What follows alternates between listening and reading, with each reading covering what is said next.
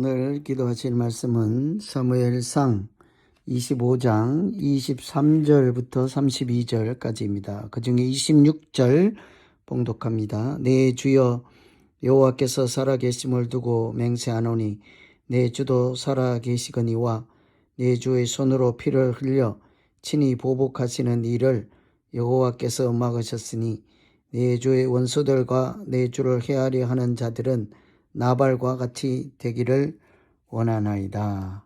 아멘. 오늘 말씀은 다윗이 나발을 통해서 격분하는 일이 있었고 그것 때문에 칼을 뽑고 많은 사람을 죽이려고 했던 일이 있었죠. 그 와중에 나발의 아내인 아비가일을 통해서 다윗이 선한 왕의 길로 어떻게 가는지에 대한 말씀입니다. 다윗은 나발로 인해서 거절광과 나발에게 도움을 요청했으나 거절을 당했죠. 또 분노하는 그런 감정이 생겼습니다. 그렇지만 예전처럼 사울을 죽일 수도 있는데도 죽이지 않았던 그때처럼 평정심을 갖지 못하고 군대를 동원해서 보복하려 하였죠. 큰 불행한 일이 일어날 수 있었던 일촉즉발의 순간에 한 사람이 등장하여 새로운 국면을 맞이하게 되었는데 그 사람이 바로 나발의 아내 아비가일이었습니다. 아비가일은 다윗이 어떤 왕으로 행보를 해야 할지를 많이 생각하게 하는 지혜로운 사람이었죠. 왕이 가야 할 길이 무엇인가를 보여주었습니다. 한 여성을 통해 왕이 되고자 하는 다윗이 들어야 하는 하나님의 음성은 무엇일까를 생각할 수 있는 말씀이지요. 첫째는 다윗이 들은 것은 하나님은 살아계신다 하는 말씀입니다. 26절에 내 주여 여호와께서 살아계심을 두고 맹세하노니 내 주도 살아계시거니와 내 주의 손으로 피를 흘려 친히 보복하시는 일을 여호와께서 막으셨으니 내 주의 원수들과 내 주를 해하려 하는 자들은 나발과 같이 되기를 원하나이다. 이 아비가일은 왕이 손수 피를 흘리고 사람을 죽이는 일에 직접 개입해서는 안 된다. 하나님이 나를 통해서 그 험한 일을 막아주셨다고 하죠. 그래서 나중에 무지한 피를 흘리거나 친히 보복을 했다. 그런 일로 슬퍼할 만한 그런 일을 만들지 않았다. 이렇게 얘기를 하죠. 다윗은 아비가일의 말을 듣고 하나님이 보낸 사람이라 하였습니다. 32절 한번 보시면 다윗이 아비가일에게 이르되 오늘 너를 보내어 나를 영접하게 하신 이스라엘의 하나님이라고 하죠. 하나님이 그를 보내고 그를 만나게 하였다 하는 것을 다윗은 인정합니다. 이것은 하나님이 보낸 사람이요 하나님이 하시는 일이다. 다윗은 아비가일의 말을 사람의 말로 듣지 아니하고 하늘의 소리로 들었습니다.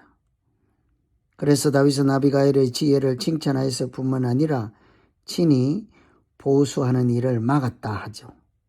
정말 중요한 것은 이 나를 막아 해하지 않게 한 것은 아비가일이 아니라 하나님이라 그러죠. 이 나를 오늘 이렇게 험한 일을 해하지 않게 한 것은 하나님이 하시는 일이다 그러죠. 실제로 나발은 열흘 뒤에 여호와께서 치심으로 죽었다고 합니다. 그런데 다윗을 통해서 아비가일도 죽임을 당할 수도 있지만 그 길을 하나님께서 막으시고 다윗이 또한 사람들을 함부로 죽이는 것을 아비가일을 통해서 하나님께서 막아주셨습니다. 다윗이 친히 원수를 보복하지 않더라도 하나님이 살아계시고 그가 원수를 갚으심으로 나발이 열흘 뒤에 죽임을 당하잖아요. 이처럼 왕이 되고자 하는 다윗은 아비가일을 통해서 험한 일을 하지 않게 되는 그런 선택을 잘했으나 더욱 중요한 것은 이 일을 통해 하나님은 계신다, 하나님이 살아계신다 하는 것을 다시 한번 알게 된 것이죠. 두 번째는 하나님께서 세우신다 하는 것을 알게 됩니다.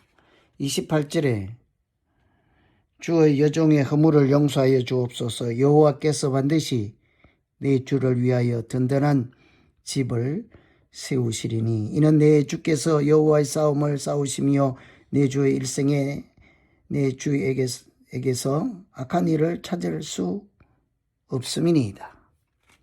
아비가일은 이 하나님께서 다윗이 통치하는 나라를 세우신다. 지금 다윗이 한다고 하지 않죠. 하나님께서 다윗을 위하여 든든한 집을 세우실 것입니다. 이 다윗이 하는 일은 개인적인 일이 아니라 여호와의 싸움, 하나님의 싸움을 하는 중입니다. 그래서 이 다윗은 아비가일을 통해서 사실은 왕으로서 무엇을 해야 하며 어떤 생각을 하고 무엇에 집중해야 하는지를 잘 다시 한번 정신 차리고 깨닫게 된 것이죠. 한 여자가 하는 말이지만 다윗은 그 순간에 정신이 번쩍 들었습니다. 죽을 수도 있는 궁지에 몰린 한 사람을 통해서 다윗은 하나님의 소리를 듣게 된 거죠. 다윗이 조금만 잘못했더라면 나발도 죽고 그 식솔 다 죽지 않겠습니까? 아비가일 아내니까 당연히 피해를 보았겠죠. 그런데도 그 찰나에 한 사람을 통해 하나님의 소리를 듣게 된 거죠. 거절감이나 분노를 못 이겨서 살인을 하거나 백성을 죽이는 그런 일, 그것은 여호와의 싸움에 참여하고 나라를 세워야 하는 일에 이렇게 해당되지 않는다 하는 것을 다윗이 아비가일을 통해서 알게 된 것입니다. 다윗이 왕으로서 해야 하는 일은 백성을 죽이는 일이 아니라 하나님 나라를 세우고 하나님의 거룩한 싸움에 참여하는 것이라 하는 것을 알게 된 거죠. 다윗은 이처럼 사람을 통해 아비가일이라는 사람을 통해 하나님의 소리를 들을 때마다 자기 고집이나 아집을 내려놓고 겸손히 경청하는 능력이 있었습니다. 이것이 바로 믿음으로 사는 태도이겠죠. 우리가 어려울수록 힘들수록 하나님이 살아계신다, 너와 나 사이에 하나님이 계신다, 이 한 가지만 기억해도 우리의 인생은 많이 달라질 것입니다. 하나님이 살아계시면 내 스스로 칼을 빼서 원수를 처단하는 일을 섣불리 하지 않을 것입니다. 하나님이 재판장이요 원수를 갚는 자는 하나님이라는 사실이 하나님은 살아계신다 하는 것을 인지할 때 나오는 믿음이지 않습니까? 그 하나님이 나를 위하여 집을 든든히 세우시고 하나님 나라를 세울 것이다, 이런 하늘의 소리를 사람을 통해서 줄 때에도 다윗은 소홀히 듣지 않았습니다. 경청하는 것이 바로 믿음이잖아요. 오늘 이런 말씀을 기억하면서 우리 각자 자기 믿음 돌아보면서 기도합니다. 하나님 아버지, 원수를 갚고 싶고도 남을 만한 분노하는 마음, 거절당한 그런 마음이 있을 때에도 한 여성을 통해 하나님의 소리를 진지하게 듣게 하시고 그 말씀에 순종할 때 손에 피를 묻히지 않고 왕이 가야 하는 길을 잘 갈 수 있도록 다윗을 인도해 주시는 하나님의 은혜를 보았습니다. 우리가 어떤 경우에라도 사람을 통해서라도 하나님의 그 소리를 듣고 인간이 생각하는 길이 아닌 하나님이 인도하시는 길로 가는 아름다운 믿음 생활 될 수 있도록 역사하여 주시옵소서. 예수님 이름으로 기도하옵나이다. 아멘.